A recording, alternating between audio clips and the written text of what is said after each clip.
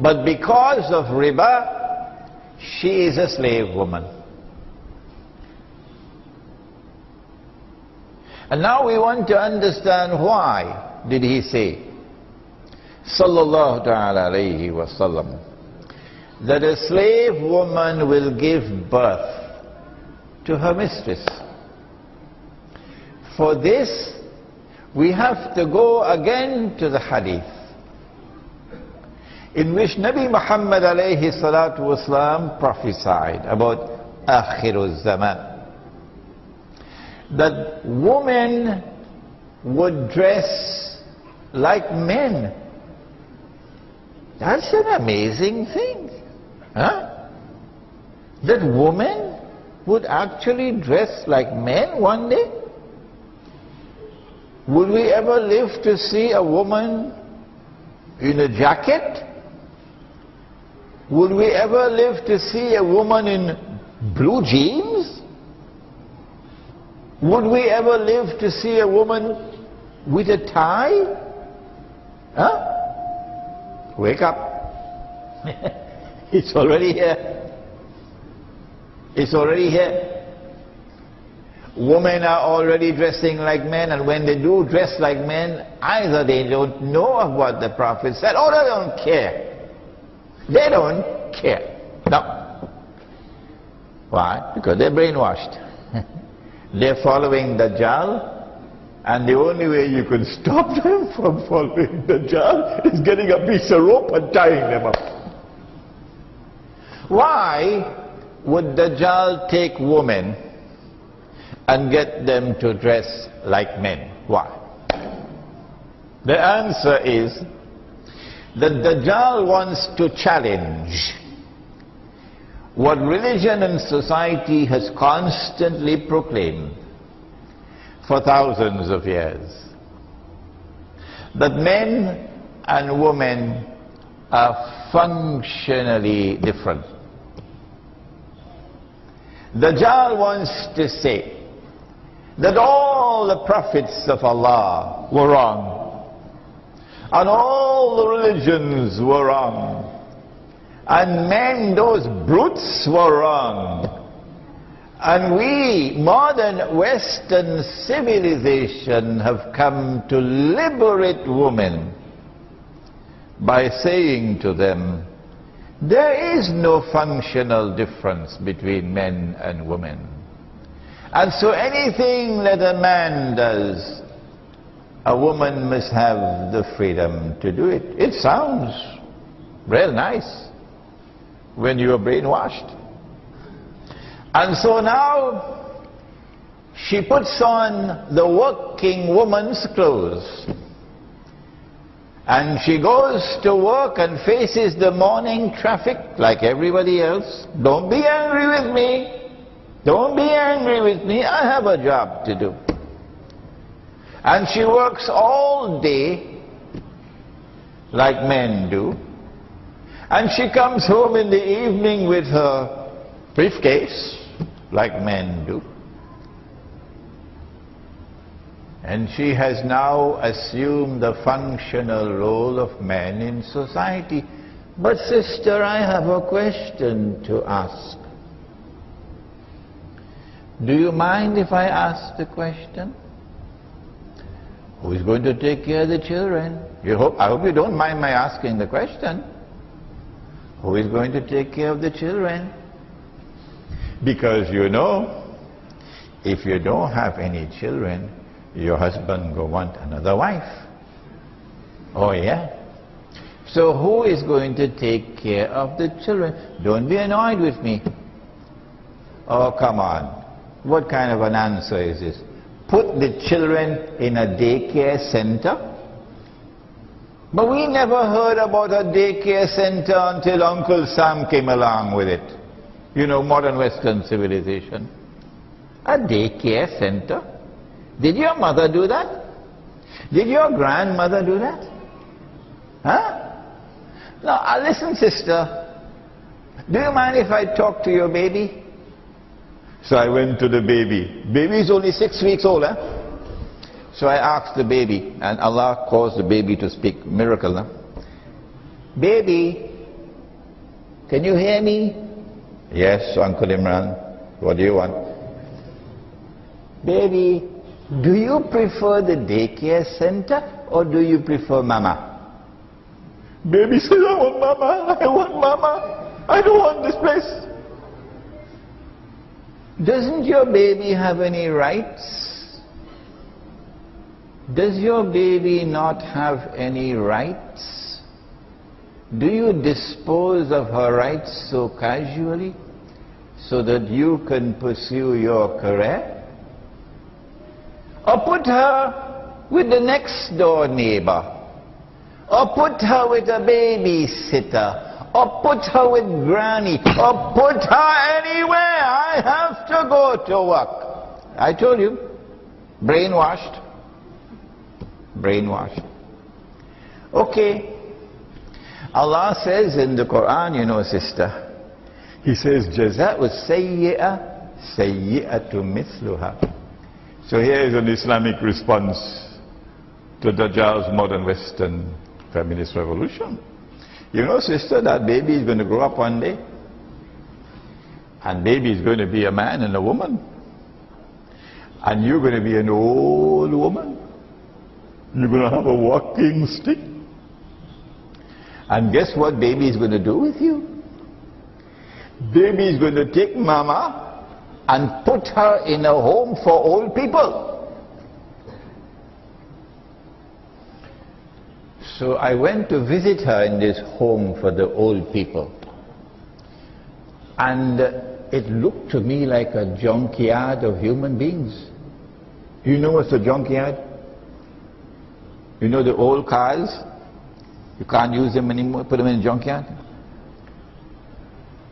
So I went to her and she's sitting on a rocking chair. And I said to her, Mama, Mama, can you hear me?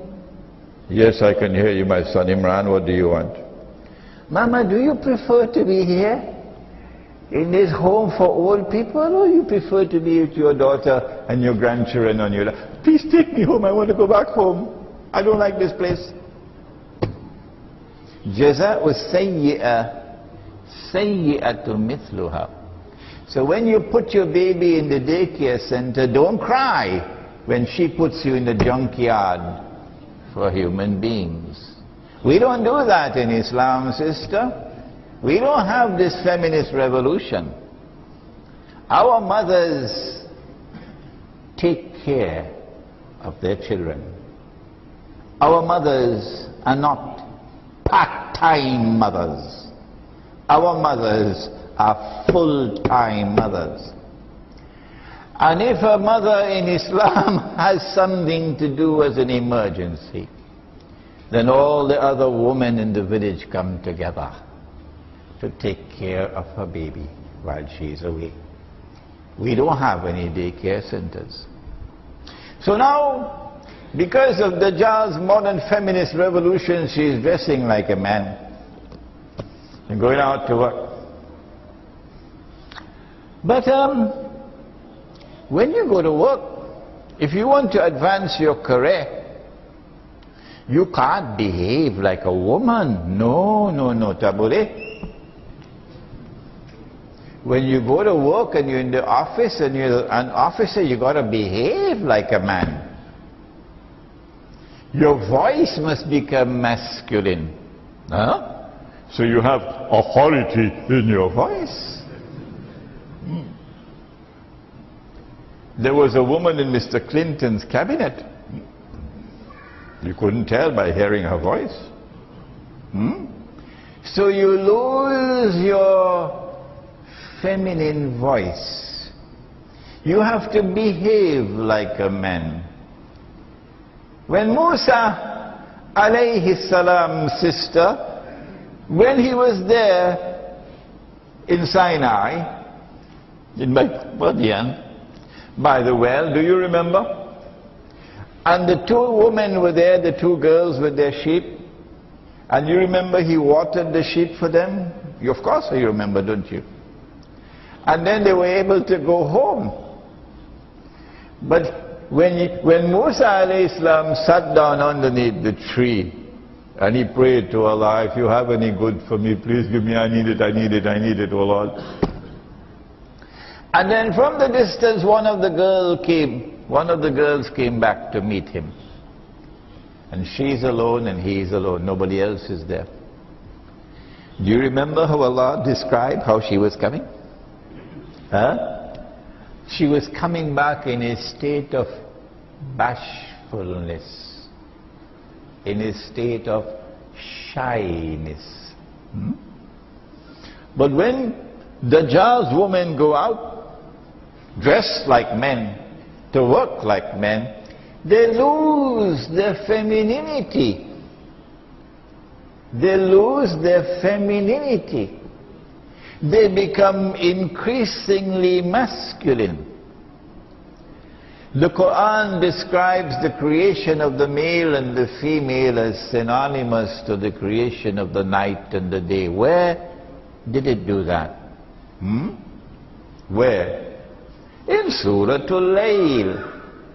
وَاللَّيْلِ إِذَا يَغْشَى وَالنَّهَارِ إِذَا تَجَلَّى. And by the night and that which it shrouds so mysteriously, so filled with splendor. And by the day and its bright light, penetrating light, nothing covered, nothing concealed. وَمَا خَلَقَ الذَّكَرَ وَالْأُنثَى. That in the same way that Allah created the night and the day, so too did Allah create the male and the female. So Allah wants the night to remain night, sister, and Allah wants the day to remain day, sister. And when the night is night and when the day is day, look what happens. There is intense attraction between the two. And do you notice that when the day is approaching the night, what happens? It still happens in Islam. But it's gone now in France and in Singapore and in the United States and Britain. When the day is approaching the night, there is so much excitement that the sky is painted in a riot of colors. The sunset. The sunset is there as a sign of the excitement of the day as he approaches the arms of the night. And when the day touches the night, the day plunges into the night. When last did you look at the sun setting beneath the sea? That excitement has to be preserved. And it can only be preserved when the day remains day and the night remains night. But Dajjal says, no, my night must become day. And so she loses her femininity. And so the attraction of the day for the night begins to wane, to become weaker and weaker, until eventually the day is no longer so attracted to the night. Oh my, that's going to be a problem now, sister?